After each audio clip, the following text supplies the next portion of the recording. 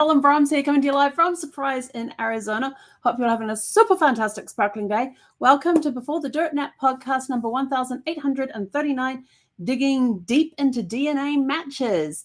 And I apologize for being late on tonight, but Restream re-imaged everything for me. I'm sort of like, where do I go to do this? Where do I go to do that?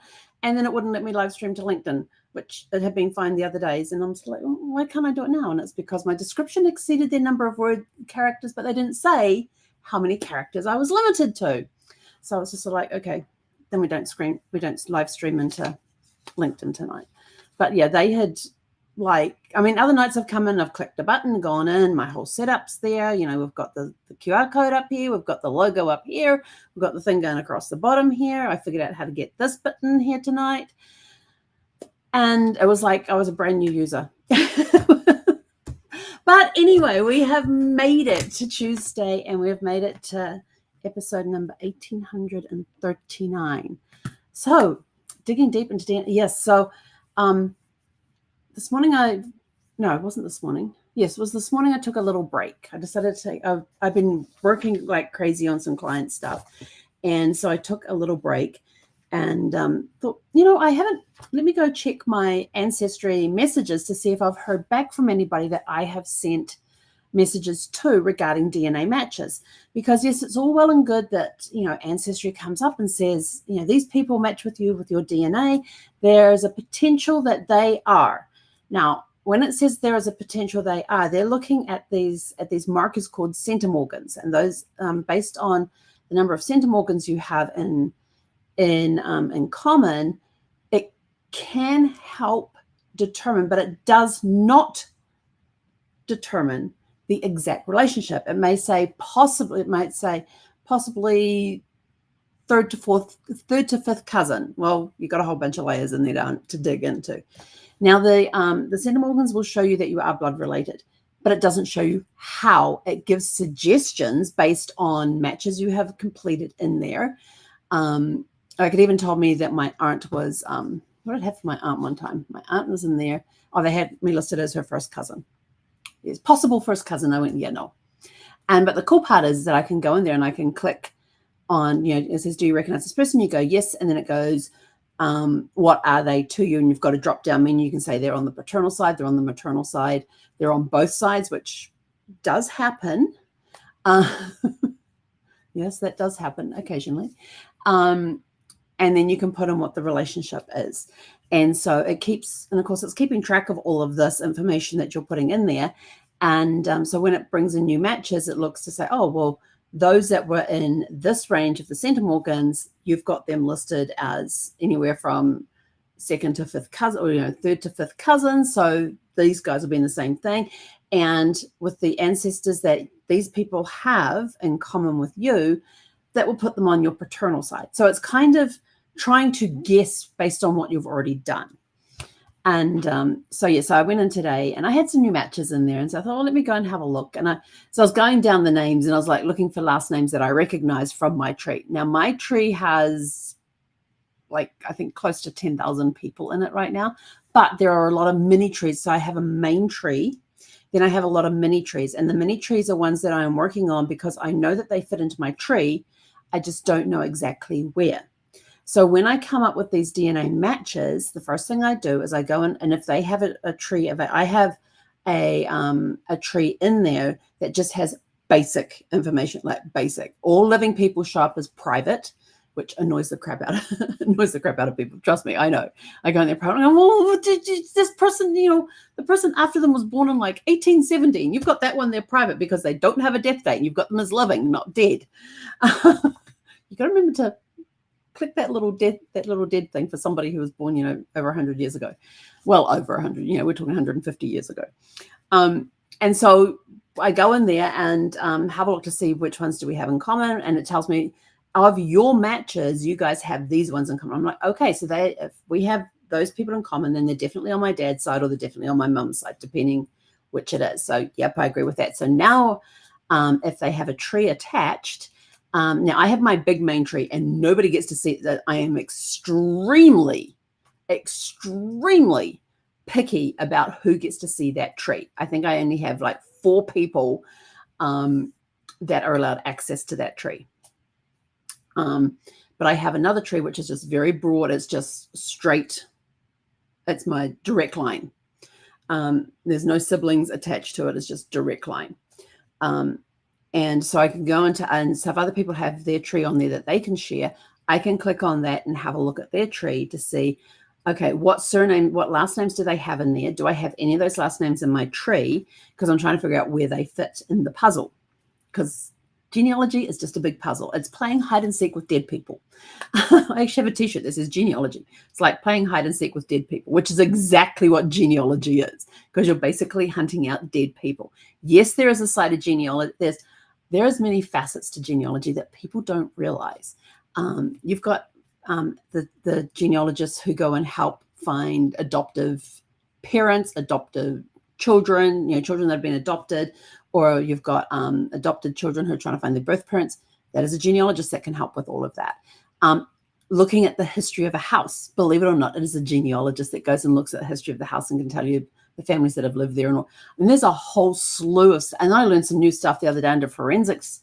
Then you got forensics genealogy. And I was looking at it the other day and go, oh, this is really cool. Because you go looking for, like if somebody dies, they don't leave a will, they've got to find the next, who are the next, and they don't have any descendants. So who's entitled to claim this will, so now you got to go looking for missing heirs. And there's a whole bunch of other stuff that you can do, including the DNA side. But there's just a whole bunch. And like when I first got, genealogy to me was just researching a family tree. That was when I started. Then when I was starting to do different courses and things, so I could hang my shingle out, I started looking at it and going, there's a whole bunch more to genealogy I didn't even know. And I'm still learning about the different branches of genealogy. So people may call themselves genealogists. They may not, based on what they are doing. But yeah, there's a whole slew of stuff out there. So anyway, so back to the matches then. I'm getting so distracted right now. Did I finish my coffee? I didn't finish my mushroom coffee. Hang on. Helps power the brain. I think this is the thinking one. Maybe it's the gut one.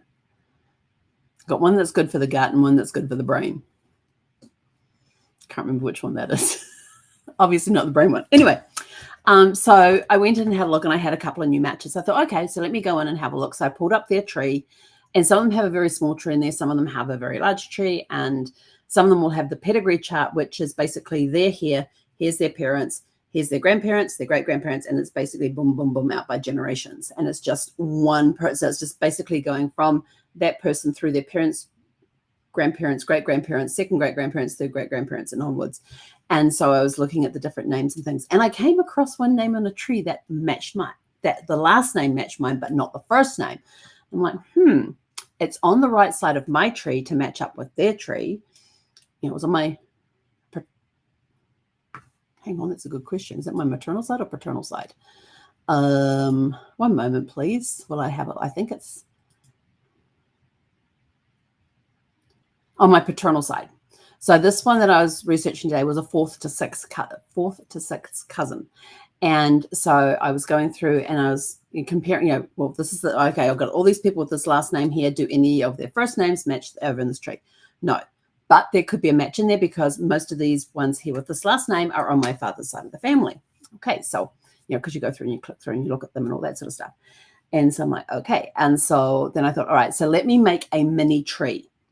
And the mini tree was taking this person with the information from their tree, moving it into my tree. And when you make a micro tree, you actually have to attach it to somebody in your main tree, and then you go in and you remove that relationship, and it now becomes a little tree standing by itself. So it becomes a sapling. So you've got the big oak, and then you've got the little sapling.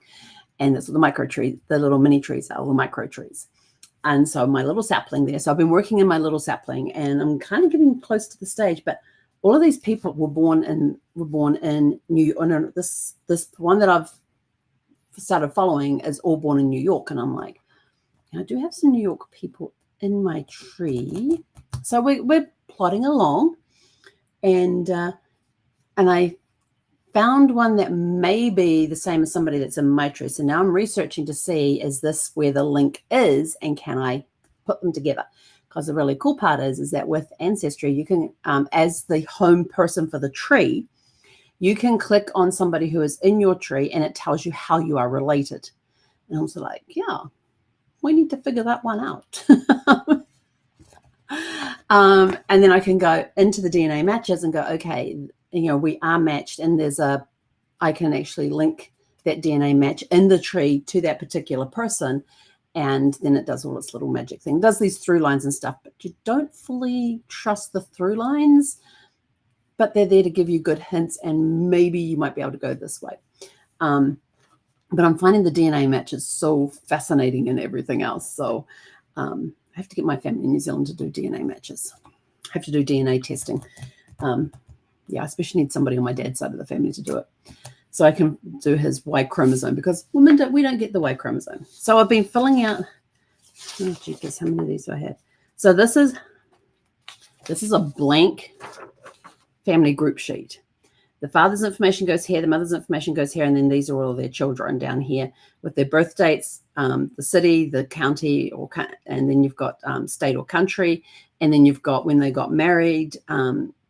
On the first top line is the date and place they got married, and the bottom line is for their spouse's name. Then over here you've got the date and cause of death on the top line, and then down below that you've got the city, county, and state or country that they were thing. But then you can take these ones here, because it then has a little number thingy over here, and you can then go and number your sheets, however you want to number them.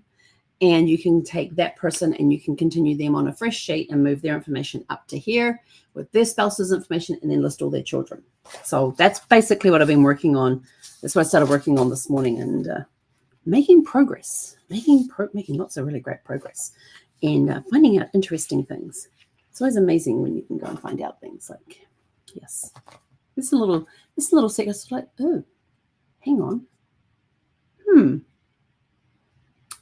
Well, the census had this couple. There was one where a couple got married in. When did they get married? They got married in 1947. They got married in 1947 in New York. And this is in upstate New York. These guys are all taking place in upstate New York, this whole family group. They're all in that same area, with a few that have gone down to Virginia and what was the other place? No, just Virginia. Yeah, basically they're in this one area of upstate New York. And so this couple got married in 1947, and I was looking at the 1950 census, and it said that their daughter was 7 years old. And I'm like, 1950 minus 7 is 1943. They didn't get married to 1946. Is the husband, now I've got to answer the question, is the husband the actual father of the daughter, or was the daughter, or and so I need to find their marriage certificate, because on the marriage certificate, it will tell me that if it is a first time marriage or if it's a second marriage and things like that too. So in that era, they had that there, which is kind of cool, because I found one couple that got married and I'm like, but that's not the name that they said in the obituary. And so, but it had the right parents' name on the thing. And so then I went and had a look and found a divorce decree for 2 years later. And when I opened it up, it had a look, and it said that they were all first married. It was first time getting married and all that, blah, blah, blah, blah, blah. And went down and went, okay, and why are they getting divorced? And it says they've been separated for a year. And I'm like, so they actually only lasted a year, and then they separated for a year, and then they got divorced. Got it. Right, we're on. So where's the next? And, on the second marriage, did she put that she'd been married once before, or did, so I then looked, did she put that she'd been married once before, and did she use her married name, or did she use her maiden name when she got married the second time? The second time around, she used her maiden name, but I haven't found the online copy of the certificate to let me know whether she put that she'd actually been married once before. So it's a little interesting when these stories pop up. But, again, the parents' names match. And because there is an unusual name with one of the parents, it makes it easier to find the records that you're looking for. So that's really cool about this family, is that there's always somebody with a very unusual name that's in there, or an unusual spelling. And so it makes it easier to find them and match them all up and everything else. So, yeah. And there's only a few, and I've got this one family that's all in this area.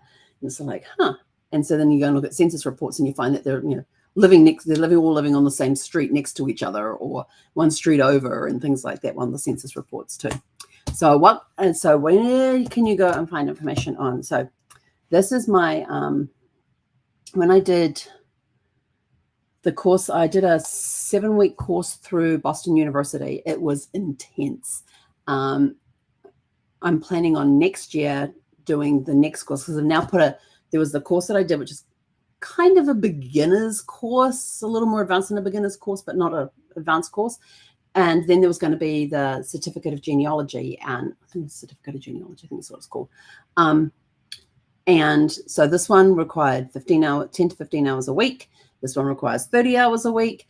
And now they have actually put one in between the two to bridge that gap, which is about 15 to 20 hours a week that you need for this course. And the big one that I want to go for is like a 15-week course. The one I did was a 7-week course, and the one in between is somewhere between those two. I think it's a 10-week course, but it's intense.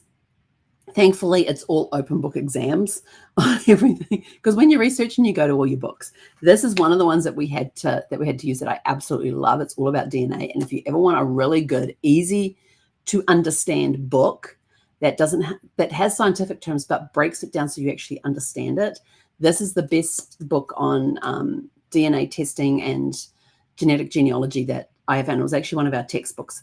We did the student body in the class that I was in we were talking about how intense that week 7 was from this book. And there was a lot of work to get done that week, a lot of work. And we later found out that it was actually a 2-week class that had been condensed into 1 week. Oh, jeepers, no wonder there's so much material. But it got me into this book, and I absolutely love this book. When it comes to talking about DNA and everything else, this book is awesome. It shows how you can use DNA, the results from DNA testing, to prove genealogy connections. So yes, so the DNA will show that you're blood related. Genealogy shows you how you are related, because then you use the information from that to find the connections and everything else. And there is so much stuff that we have to go through. Like there's even, if you're going to be managing for a client, if you're going to be managing their DNA results and everything else, there are certain things that you have to tell the client. And I thought, I ain't telling them. I'm just putting it in writing. I'm going to make sure that they read it and that they sign it. And it's things like, DNA can show you things that you may not be prepared for. They might, give you some interesting results. And because of the person you're doing the DNA testing for, you have to keep those results private for that particular person and give them the information. And then it's up to them whether they want to tell other people or go and question other people in their family tree about the results that they got. Because there are some surprises that will come up in DNA testing. They may pull some skeletons out of the closet, but you can't then turn around and go, so say like somebody gets tested for DNA and it turns out their father is not their father, or their mother may not be their mother. They could have been adopted and they've never been told. You have to prepare the clients for that by telling them that there may be some surprises in your DNA records. You never know what you're going to uncover with DNA. You never know what it's going to show, but you need to be prepared for things that could shake things up. And you've got to be prepared for the unexpected. In some cases, it's good news. In other cases, it's not such good news. But you can't then turn around and go to like the parent and say, hey, we pulled your DNA results and what's going on here. As a genealogist, I can't do that because my responsibility is to the client and I have to keep them private. It's up to the client if they then want to take those results and then present them to go and question their family, or if they give me permission and let the person know that I'm going to be calling them to talk about these results. I haven't had to do that yet, thankfully. I'm not sure how I would handle those conversations. But if you ever want to know about DNA testing, this is one of the best books out there for that. I believe I've got a link for it in my in the description below, but it breaks things down, and like the mitochondrial DNA. Oh my gosh, that is such an important DNA Everybody gets mitochondrial DNA from their mother. The Y DNA is only passed father to son. The X chromosome is passed mother to children, because men carry an X chromosome because they're the ones that determine if it's going to be a boy or a girl, depending on how it matches up with the X chromosome that only the women get, because women don't carry Y chromosomes, men do. So they're the ones that make the decision on that. But the mitochondrial is one that they even use to help identify remains for when remains are found, or if they're in battle or anything like that. It's the mitochondrial DNA that they use to help identify the remains, and the military uses it a lot for helping identify remains as well. So it's a very important little thing. So the mitochondrial is passed to the children, but only the women can pass it on. And there are places out there that will do testing on the mitochondrial. So depending on what you want to, it talks about the different testings that are currently available out there as well. As to, if you want to do Y DNA testing, you've got to go here to do this. If you want to do mitochondrial, you have to go over here to get the mitochondrial done. If you want to do just generic DNA testing to find out your ethnicities, then these are the ones that you can do for that. So, but I will tell you, I have done 23andMe, I've done family tree DNA, and I have done ancestry DNA. And for the most part on the ethnicity, they're pretty much of a muchness. They're pretty much the same. And that's the reason that I did it, because I wanted to see if there was any difference between those three DNA tests, which were the three major ones. 23andMe also is approved by the FDA to bring up some health issues and things, but they even have the disclaimer in there. Just because you have this chromosome in your thing does not mean you're going to get this. You need to go and talk to your doctor about that, and things like that. So they're even saying just because it's in there doesn't mean to say that you're going to get it. And because they will turn around and say, based on your DNA and matching it with other people with the similar DNA thing, there is a very small chance, like 1 in, what was it, like a 6% chance or something. I think. What did I have the other day? I go in every now and again because they turn around and say, "Oh, we've got a new but then on a lot of them, you have to go through and you have to read this. You have to do a little bit of training first, where you basically got to go read a few slides on the information. So it describes to you, in this pool of DNA, there's all of these different markers and everything else, but we're only testing for these ones. And they always have the disclaimer there that this is not a medical diagnosis. If you want to know more information or you want to do further testing, please go contact your doctor. So they do have that in there. But 23andMe is the only one. I'm not sure if Ancestry is starting to do some of that now, but I don't know if they're FDA approved. I know 23andMe is.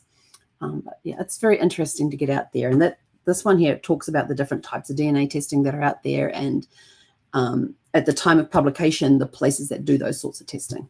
So, it's always good to have a multi, because there are people that will say, well, I'm not doing the Ancestry one. I'm only going to do 23andMe, or I'm only going to go do family tree DNA. I've got them all covered. And I've actually come across relatives who have done more than one of the tests as well. So some do one, some do two, some do three, some do some of the other ones that are out there.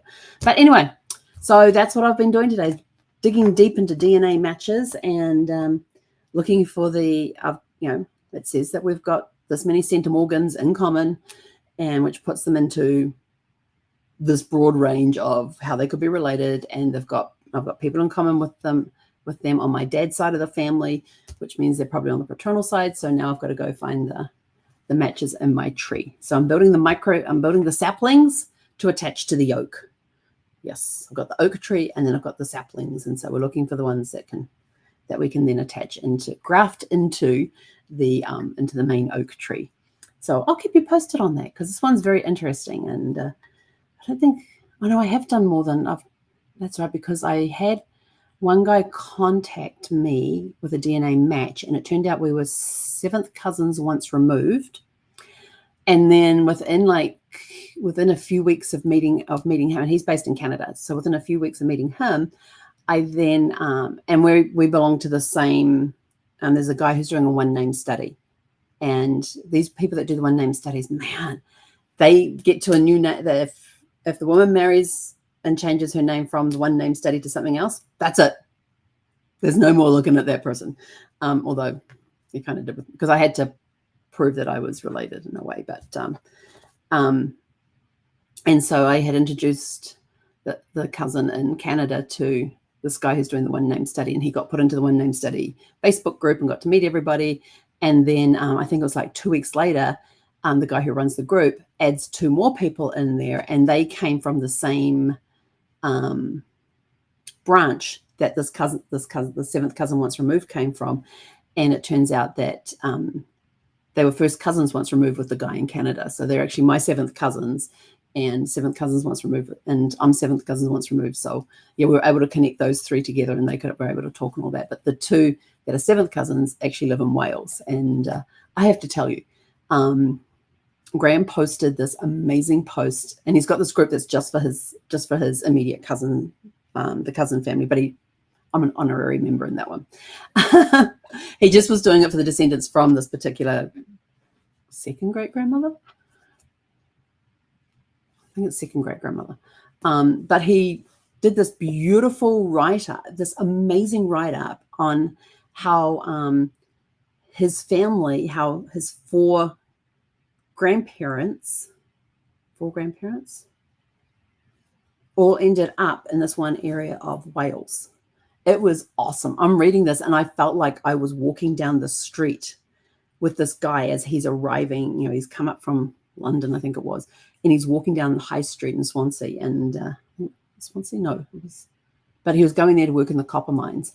And he's walking down the street and he's describing what's going on in the street and everything. And I could feel like I was walking along the street with him to go and find the house. And he had stopped a policeman and asked him how to get to this place, this address. And the policeman was saying, "Oh, go down here and you take a left here, you take a right here, and then you go right, and you walk, blah, blah, blah, blah, blah, blah, blah, or you can take the tram."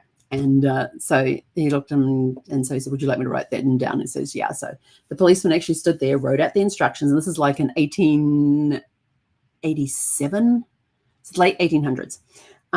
And then so there's walking down the street, and they're describing what's going on down the street, the different bars that they're passing, the different vendors that are out on the streets and things like that. And it's almost like, and he had written it so well that you felt like you were walking along with this guy and you were seeing what he was seeing and you were experiencing what he was experiencing. And then you get him to this house, and he did this whole story on how this guy got to town. And this is on his father's side of the family. And then he gave a brief synopsis about how when this person then arrived, and when this person then arrived, and when this person then arrived, so that we got to meet the 4 people that kind of started that branch of the tree, sort of thing. So it was very well written, and I'm just sort of like, oh, I could go back and read it again. In fact, I've already read it twice, and he only posted it this morning. I've already read it twice. So, but anyway, no idea how to do it, but go dig deep. If you've got DNA matches and stuff and you don't know how to get started with them, feel free to contact me. Send me a private message. I'd be more than happy to get you started with how to go searching for DNA. Things to ask a person. If you are you've got a DNA match and you want to contact that person, what do you say to them?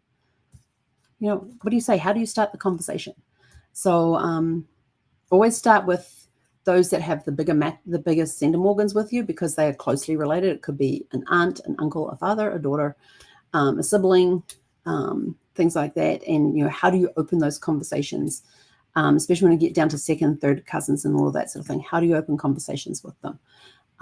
So yeah, it's an interesting thing to go, and you find out lots of really cool stuff. So I'm curious to see where this tree goes. So I will keep you guys posted, but I am now out of here. I've got a DOG that wants to go for WALK. And it's starting to get darker earlier. It's only 6:37 right now. So yeah, we've got to go in about 30 minutes or it's going to get too dark to walk. Sun's already setting like around 7:20 these days, which is nice because which means that the evenings are going to start getting cooler.